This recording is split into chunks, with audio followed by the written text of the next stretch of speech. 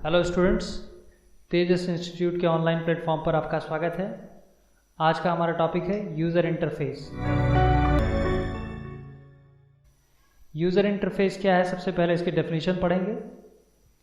Programme को run करने वाले डिवाइसेस को जोड़ने तथा एप्लीकेशन को रन करने के लिए यूज़र इंटरफेस ही जिम्मेदार होता है। अगर यूज़र इंटरफेस किसी भी सिस्टम में मौजूद नहीं है तो उससे भी कोई भी यूज़र इंटरेक्ट नहीं कर सकता हार्डवेयर से। पहली चीज़, ये मुख्यतः दो प्रकार के होते हैं। पहला होता है कैरेक्टर यूज़र इंटरफेस और कमांड लाइन इंटरफेस। इस तरह के इंटरफेस में जो भी इंस्ट्रक्शंस दिए जाते हैं हार्डवेयर को, वो सब कमांड पे काम करते हैं। जैसे MS DOS आपका कमांड लाइन इंटरफेस प्रदान करने वाला एक ऑपरेटिंग सिस्टम है। इसके थ्रू जो है हम कोई कमांड जो है इस पर टाइप करते हैं, वो हार्डवेयर को कमांड के अकॉर्डिंग चलाता है। दूसरा है ग्राफिकल यूज़र इंटरफेस। इसमें उपस्थित ऑब्जेक्ट जैसे आइकॉन, जो आपका ये वाला हमारा ये सिस्टम है, इस पर छोटे छोटे आइकॉन होते हैं। उस पर हम माउस के थ्रू क्लिक करके एक एक आइकॉन को हम खोल सकते हैं। तो ये जो है ये ग्राफिकल यूज़र इंटरफेस प्रदान करता है। इसका एग्जांपल है MS विंडोज़, और जो हमारा कमांड लाइन इंटरफेस का एग्जांपल है MS DOS। इसको कमांड लाइन यूज़र इंटरफेस का जो शॉर्ट फॉर्म है वो CUI है, और ग्राफिकल यूज़र इंटरफेस का जो शॉर्ट फॉर्म है वो GUI है। हम एक तरीके से इसको कह सकते हैं कभी कभार इसका फुल फॉर्म भी पूछ लिया जाता है। तो CUI का फुल फॉर्म होता है कमांड यूज़र इंटरफेस, और GUI का फुल फॉर्म होता है graphical user interface. Linux Ubuntu software. अब हम थोड़ा सा ऑपरेटिंग सिस्टम के बारे में और भी पढ़ेंगे। लाइनक्स उबंटू सॉफ्टवेयर ये लाइनक्स का एक संस्करण है। ये लाइनक्स ऑपरेटिंग सिस्टम का एक वर्जन है जो डेबियन आधारित है, जिसे कॉनकोनियल लिमिटेड द्वारा विकसित किया गया है, जो डेस्कटॉप तथा सर्वर दोनों पर कार्य करता है। इसके हिस्ट्री के बारे में थोड़ा सा देख लीजिए। ये डेबियन आधारित है, जिसे कॉनकोनियल लिमिटेड द्वारा विकसित किया गया। इसको विकसित करने वाली जो कंपनी है उसका नाम है कॉनकोनियल लिमिटेड। ये डेस्कटॉप तथा सर्वर दोनों पर काम करता है। जीनोम, इसको GNU network object mobile environment user के लिए ग्राफिकल यूज़र इंटरफेस प्रदान करता है और डेस्कटॉप एप्लीकेशन सेट करता है, जो कि विंडोज डेस्कटॉप की तरह होता है। यह Mozilla Firefox, Google Chrome, VLC media player, Libre office और थंडरबर्ड ईमेल एप्लीकेशंस की सुविधा प्रदान करता है। Icon and shortcuts. यह डेस्कटॉप पर उपस्थित ग्राफिकल इमेज होती है जिस पर माउस के द्वारा क्लिक करके क्रियान्वित कर सकते हैं। हम किसी भी प्रोग्राम का शॉर्टकट बना सकते हैं।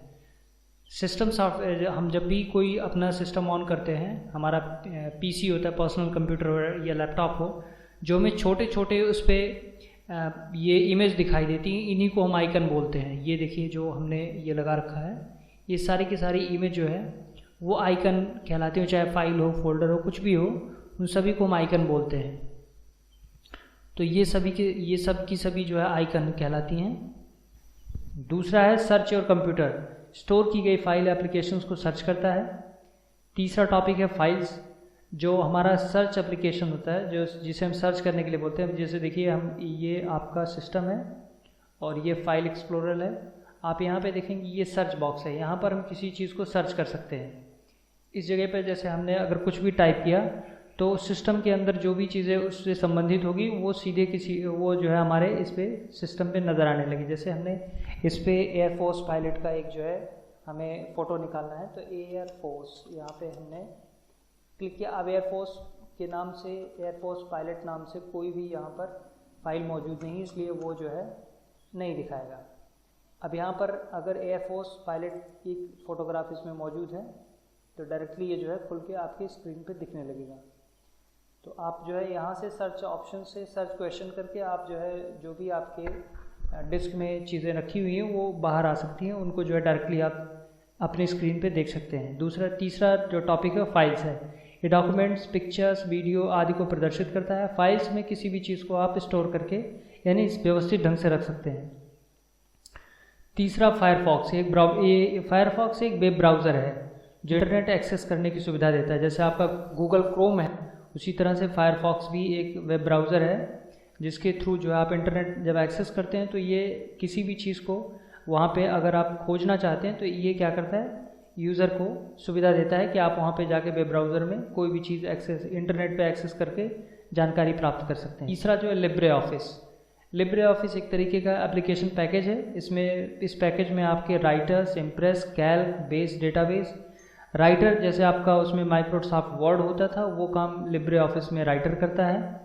इम्प्रेस पावर पॉइंट का जो काम होता था MS ऑफिस में वो इम्प्रेस करता है। एक्सेल का काम जो होता था वो आपके लिब्रे ऑफिस में कैल्क करता है, और जो बेस डेटाबेस का काम होता है वो उसमें दूसरे पैकेज के नाम से होता था। तो इस तरह से आप जो है अगर कंपेयर करके पढ़ेंगे लिब्रे ऑफिस को MS ऑफिस से, तो सारे के सारे काम तो वही करता है जो आपका MS ऑफिस करता था।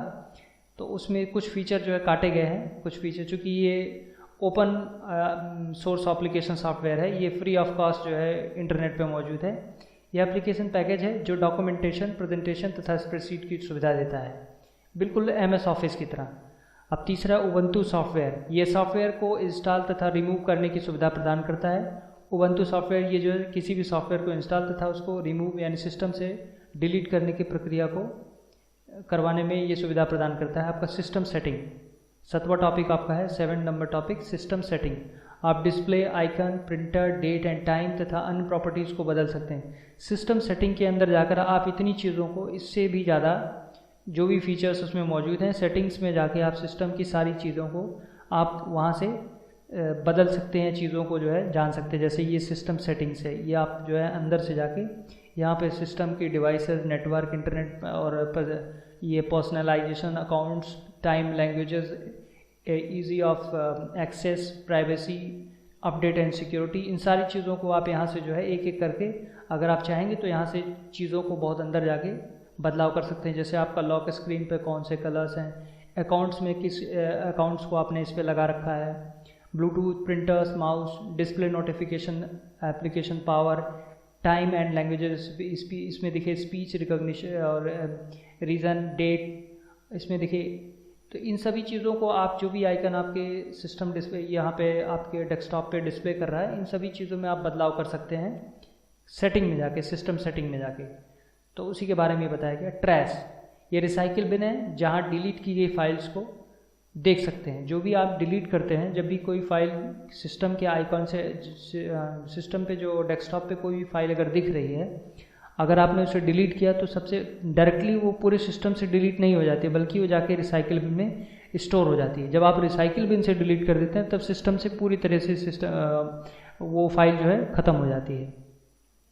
तो ट्रैश या रिसाइकिल बिन जो है वहाँ पर जाकर डिलीट की गई फाइल वहाँ पे स्टोर होती है। कभी कभार ये पूछ लिया जाता है कि जो भी फाइल डिलीट की जाती है वो दोबारा कहाँ जाके स्टोर होती है, तो वो रिसाइकिल बिन में स्टोर हो जाती है। अभी देखिए रिसाइकिल बिन जो है आपके सिस्टम में यहाँ पर भी मौजूद होगा, मैं दिखा देता हूँ आपको।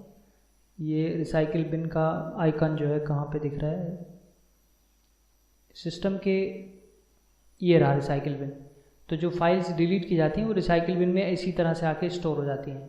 बाद में हम क्या करते हैं, इन्हें जो है एकदम से डिलीट कर देते हैं। जब यहाँ से डिलीट हो जाएंगी तो फिर वो कहीं भी नहीं दिखेंगी। तीसरा है मेन्यू बार। मेन्यू बार ये डेस्कटॉप में सबसे ऊपर स्थित होता है तथा इसके दाहिनी ओर नोटिफिकेशंस एरिया होता है, जहाँ पर नेटवर्क, साउंड या वॉल्यूम, टेक्स्ट यानी text entry, clock, session, log out, shut down को एडजस्ट कर सकते हैं। देखिए ये है menu bar.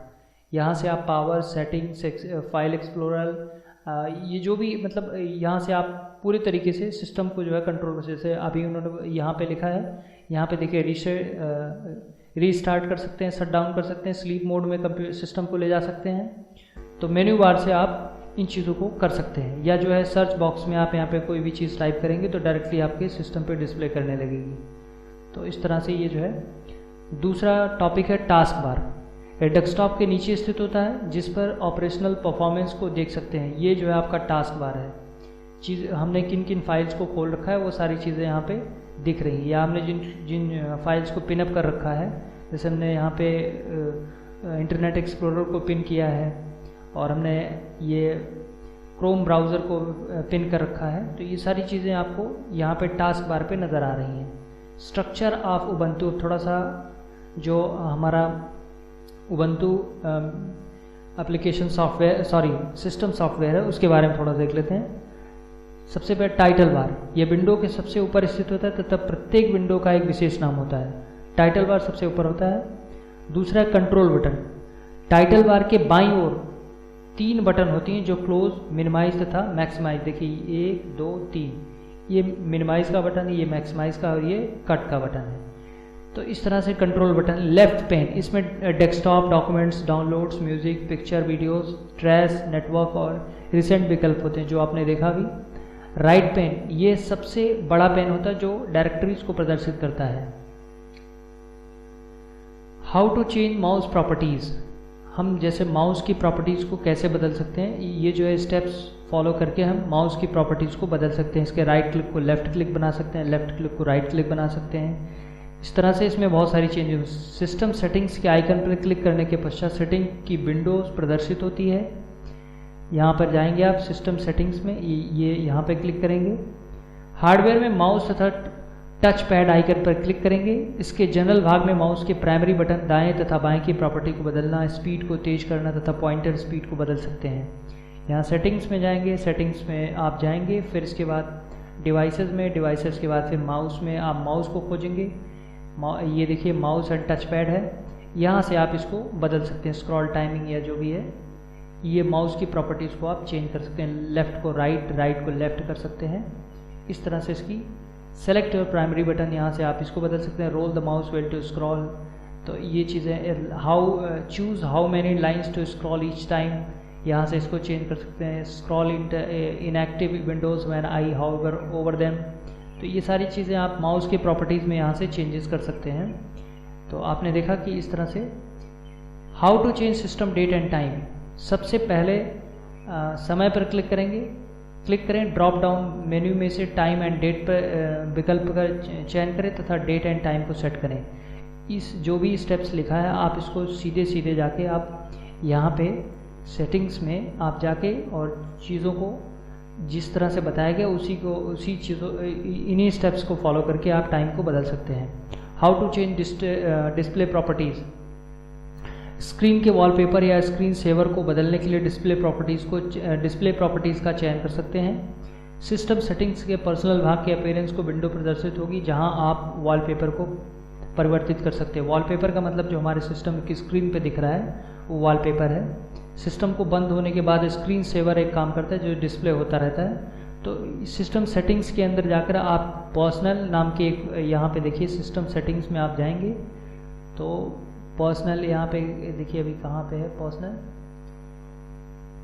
Update and security, narrator, background, lock screen, यहाँ से आप जाके ये देखिए ये आपका है लॉक स्क्रीन है, थीम्स है, कलर्स है, यहाँ से जाके आप जो है सिस्टम के ये रहा चूज़ योर पिक्चर्स, यहाँ से आप चेक करके या फिर सिस्टम के अंदर अगर कोई फाइल मौजूद है तो वहाँ से भी आप इसको सेलेक्ट करके यहाँ पे वॉलपेपर पे सेट कर सकते हैं। फिर इसके बाद तीसरा टॉपिक है प्रिंटर रिमूव एंड एडिंग। कोई भी सिस्टम जब हम कोई भी प्रिंटर अगर हम किसी सिस्टम में यूज़ करना चाहते हैं तो सबसे पहले उसका ड्राइवर इंस्टॉल करना पड़ता है हमें। अगर ड्राइवर इंस्टॉल नहीं है तो सिस्टम उसे रिकॉग्नाइज नहीं कर पाएगा। इस तरह से प्रिंटर जो है अगर हम कोई भी कमांड प्रिंट के लिए भेजेंगे तो प्रिंट चूँकि उसके ड्राइवर मौजूद नहीं सिस्टम के अंदर तो वो कमांड को समझ ही नहीं पाएगा। इसलिए सिस्टम के अंदर कमांड का वो ड्राइवर का होना बेहद ज़रूरी है। तो उसकी प्रक्रिया को बताया गया किस तरह से हम प्रिंटर को इंस्टॉल करेंगे, यानी उसके ड्राइवर को इंस्टॉल करेंगे और कैसे हम प्रिंटर को सिस्टम से कनेक्ट करेंगे। सबसे पहले इंस्टॉलिंग किए गए प्रिंटर को सिलेक्ट करें। सिस्टम सेटिंग्स के हार्डवेयर भाग में प्रिंटर की विंडो प्रदर्शित होगी, जैसे नए प्रिंटर को ऐड करना, प्रिंटर को शेयर करना तथा प्रिंटर को रिमूव करना। जो भी स्टेप्स बताए गए जैसे मैंने पीछे चीज़ों को बताया उसी तरह से आपको स्टेप्स को फॉलो करना है और ठीक इसी स्टेप्स को फॉलो करते हुए आपको प्रिंटर वहाँ पे प्रिंटर को जो है आप इंस्टॉल भी कर सकते हैं या दूसरे प्रिंटर को ऐड भी कर सकते हैं या प्रिंटर जो पहले से ऐड है उसको रिमूव कर सकते हैं। तीसरा टॉपिक है फाइल एंड फोल्डर मैनेजमेंट। जो हमारी फाइल जो है रैंडमली लग जाती हैं, कोई बड़ी फाइल या कोई छोटी फाइल पहले लग गई बाद में, इस तरह से उल्टी सीधी फाइलें जो लग जाती हैं उन सभी फाइलों को हम कैसे सिस्टमेटिकली मैनेज करें उसके बारे में यहाँ पर बताया गया है। ये सेकेंडरी मेमोरी में स्टोर होता है। उबंटू में यूज़र फाइल को एक नाम देता है जिसे फाइल नेम कहा जाता है तथा फाइल निर्माणकर्ता को जो फाइल का जो बनाने वाला होता है निर्माणकर्ता उसको बोलते हैं, को फाइल ऑनर कहा जाता है। फाइल एंड फोल्डर मैनेजमेंट में थोड़ा सा एक बार फिर से देख लेते हैं। ये सेकेंडरी मेमोरी में स्टोर होता है। उबंटू में यूज़र फाइल को एक नाम देता है जिसे फाइल नेम कहा जाता है तथा फाइल निर्माणकर्ता को फाइल ऑनर कहा जाता है।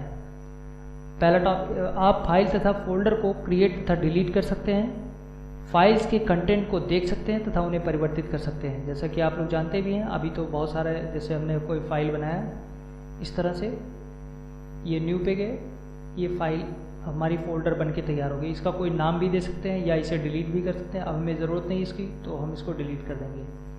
तो इस तरह से जो है हम नए फाइल्स को बना भी सकते हैं और फाइल को डिलीट भी कर सकते हैं। फाइल के कंटेंट को देख भी सकते हैं, जैसे अगर कोई फाइल में हमने कंटेंट वहाँ पे स्टोर करके रखा है तो उसे देख भी सकते हैं।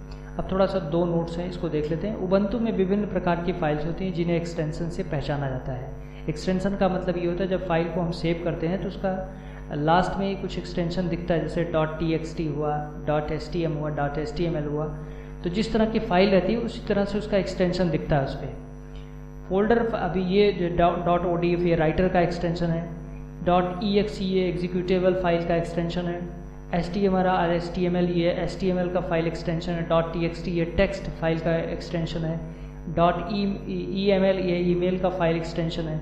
इस तरह से आपको फाइल एक्सटेंशन जो है जिन्हें इनकी उबंटू में फाइल एक्सटेंशन के थ्रू ही फाइल को पहचाना जाता है। फोल्डर फाइल्स का कंटेनर होता है जिसमें कई फाइल्स या फोल्डर बना सकते हैं। आप देखिए इनमें जो लिखा है कि फोल्डर फाइल्स का कंटेनर होता है। फोल्डर जो होता है कई फाइलों को मिलकर बनता है, ठीक है। तो अगर आपको हमारा ये वीडियो पसंद आया हो तो आप वीडियो को लाइक करें, शेयर करें और हमारा चैनल सब्सक्राइब करके उसके बेल आइकन को ज़रूर प्रेस करें, जिससे कि हमारे आने वाले वीडियो की नोटिफिकेशन आप सभी को मिलती रहे। Thank you.